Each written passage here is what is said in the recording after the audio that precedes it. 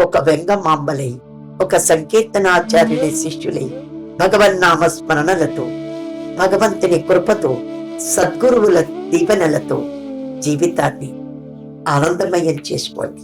ఆస్తులు సంపాదించిన శాశ్వతం కాదని నా జీవితం తెలియచేసి, ఆనందకరమైన గానామృతం లేదా నామామృతం, నిరంతర నామం స్మరించటం అందరికీ ఒకగా కలో స్మరణాన్ముక్తి అని నా స్వామి నాకు తెలియజేశాడు. అది మీకు తెలియజేయమని నేడిక్కడికి పంపించినాడు.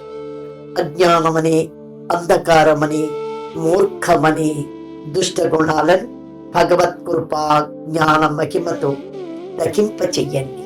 ఆనందరసాన్ని పులుముకోండి, జ్ఞానరసాన్ని చల్లుకోండి, వేణుల విందు చేసుకోండి.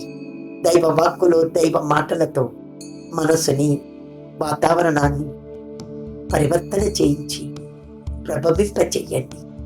అట్టి జన్మలు కదా సార్థకము, అట్టి వారే కదా సార్థక పురుషుడు. అక్షరాల పూలతో అభిషేకము చేయండి, పాటల పల్లవులతో పరిమళాలు చిమ్మండి. హరి